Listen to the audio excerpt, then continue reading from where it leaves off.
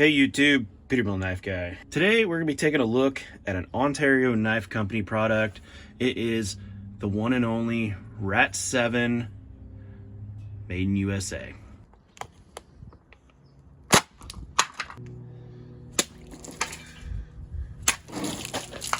So the Ontario Knife Company Rat 7, a knife that's been out for longer than most of us been alive probably.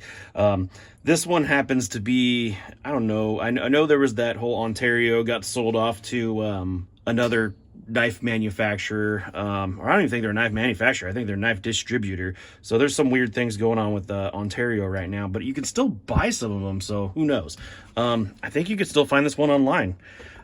This is a July 2021 model of the Rat 7, made in USA. This happens to be these used to be made out of, I believe, 5160, and now they're 1075. Yeah, box, just Ontario box, a little bit of, I don't even know what this is. Some kind of card for something. Is it a warranty card? I don't know.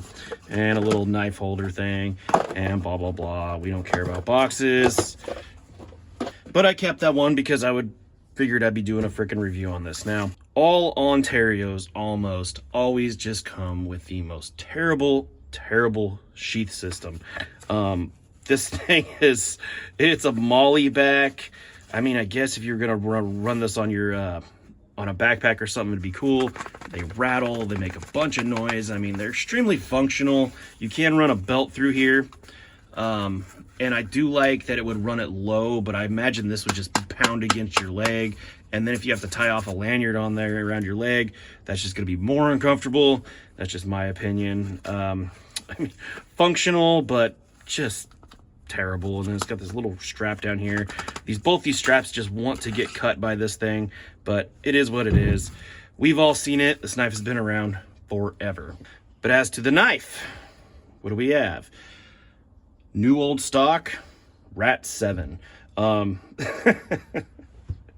Ontario was just known for having, their decent quality products made in the USA at a decent price. And the one thing they really didn't cheap out on was the blade, essentially.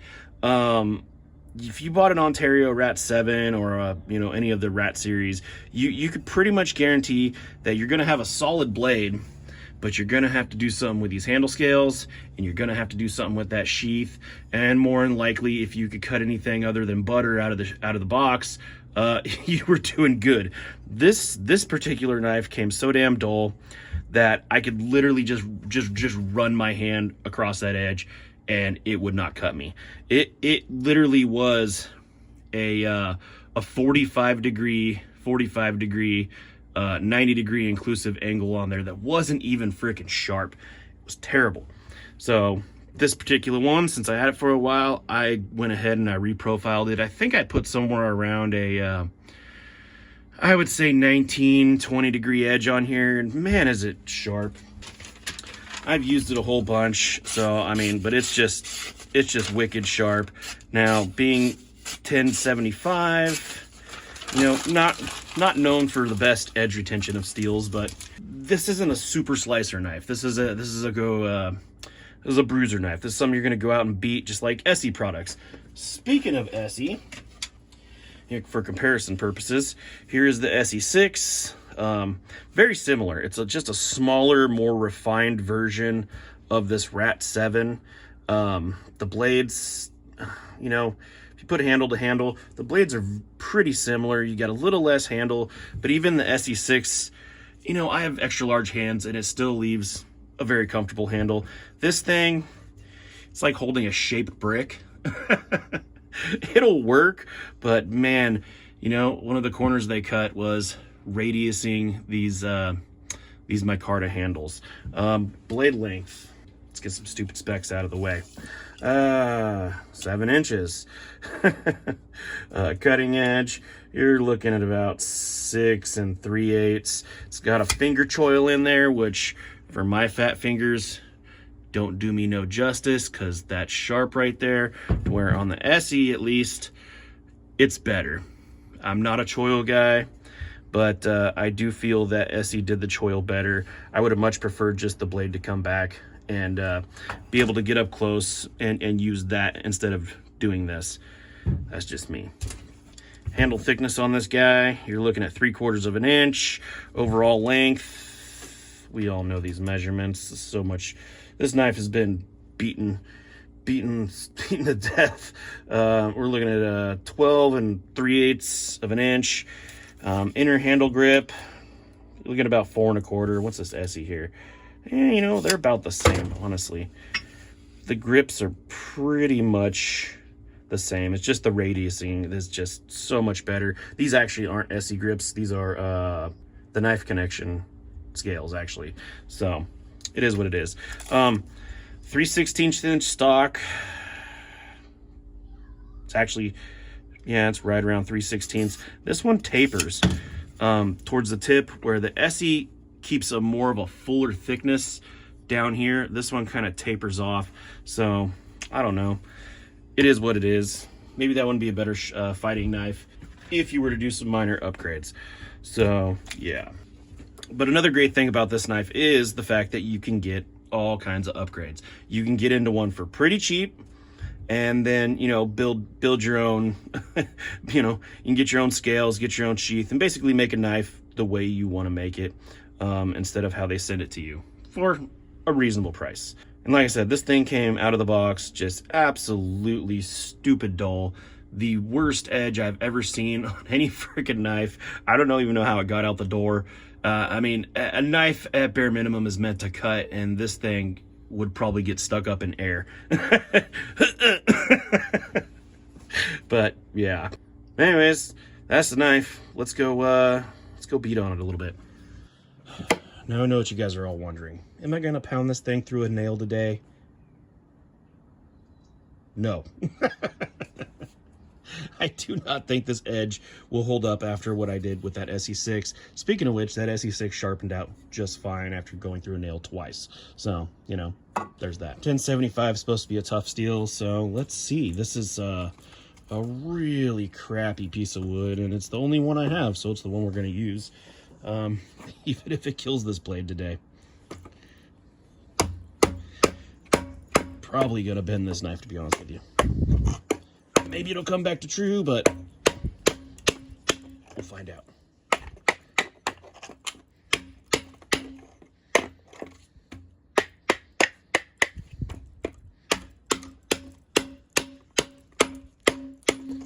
Oh yeah, I can already see a nice bend in there. Should we keep going?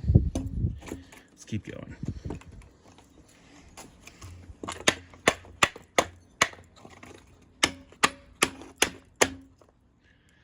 Even in camera?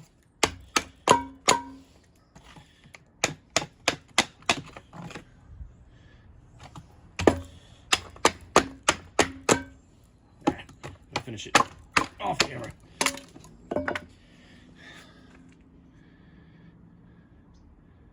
So she came back to true. No warps in the edge. Let's do it again.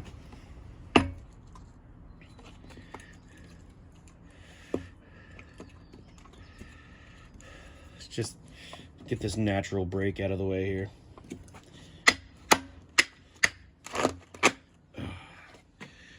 It is hard to do this with a freaking camera in your face. Okay, there we go. See, that's what happens. Let's break this down one more time. Pretty kind of janky piece of wood here.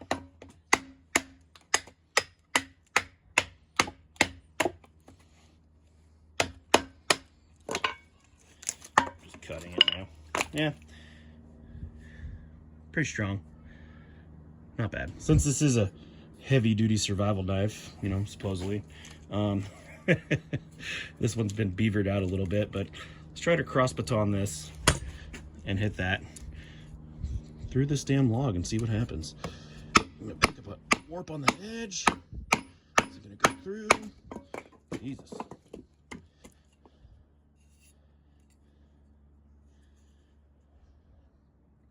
Nothing.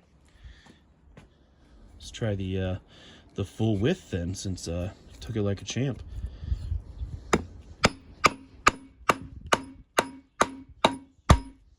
Destroying my hammer.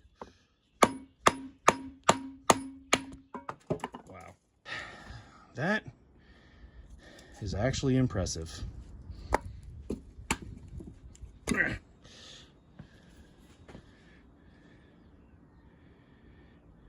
Doesn't look like we got any damage.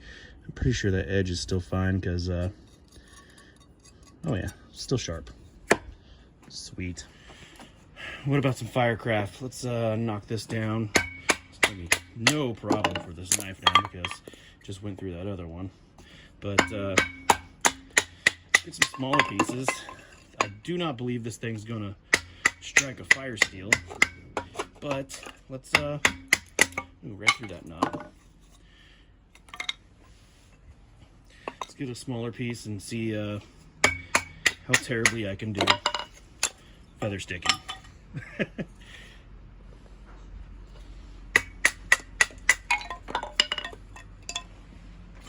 Now I'm thinking with this extremely straight wood, making a fire stick shouldn't be that hard, even for somebody like me. Who is a novice at best.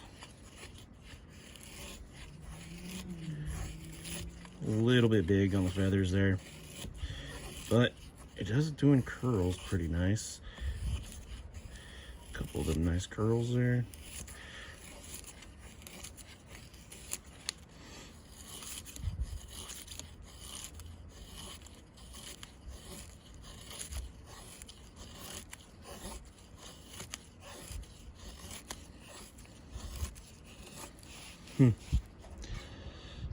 Probably one of the better feather sticks I've done under the best of conditions. Now, as for fire though, being coated, most people uncoat these because you're not going to scrape anything off of here really. You might scrape the coating. A little bit of the coating came off. And you're more than likely not. Wow. I was gonna say you're more than likely not gonna strike a fire steel, but would you look at that? Even with the coating. Now I know I'm not gonna be able to get a fire because it's not my jam. Save that for the bushcraft channels.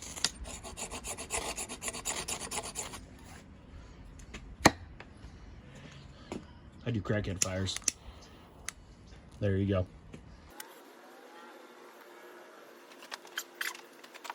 Let's do a couple rope cuts while we still got this really keen edge. No problem. This is very heavy duty paracord. No problem. Assholes in cars. And no problem. Let's do one more kind of abusive test to see how this really fine edge that I put on here is.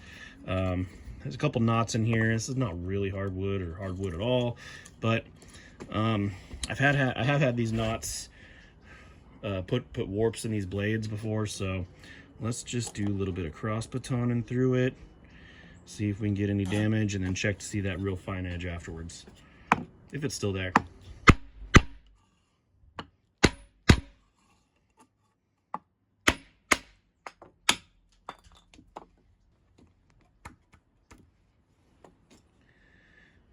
I don't see anything.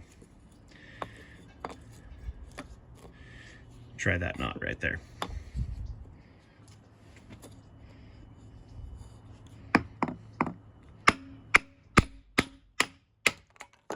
You know what, I'm gonna tell you, this thing is a freaking slicer. It is you know, and I like the way that coating is wearing off too. I really like that.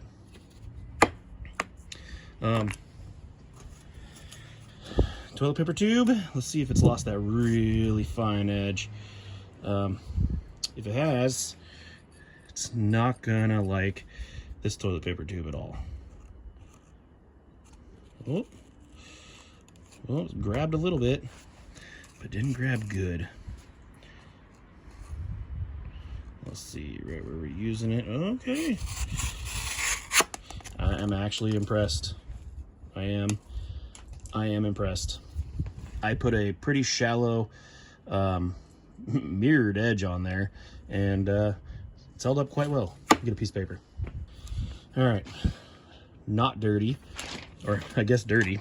Let's see here. That was me. Also me. I mean, of course it's not what it was, but still pretty good. No snags. Actually, I am very, very impressed with this this 1075 that Ontario did on this knife. Okay, the Ontario Rat 1 has impressed me thus far. The sheath sucks, the handle scale sucks, but they're not that uncomfortable. Like, it's not a deal breaker, but I mean, like, do you want them to be a little bit more refined? Yes, but now I can see why people like this. I've always been an ESEE guy when it came to ESEE Ontario. It's just, you know, the fit and finish on here is just terrible. It's you know, it's just, you know, but you get what you pay for when you buy one of these. You're buying a cheap USA made knife, but like I said in the beginning, this is what you're paying for, and they do a good job. Anyways, that's all I got for you today. Thanks for watching. Did you really think I wasn't going to pound this through a nail?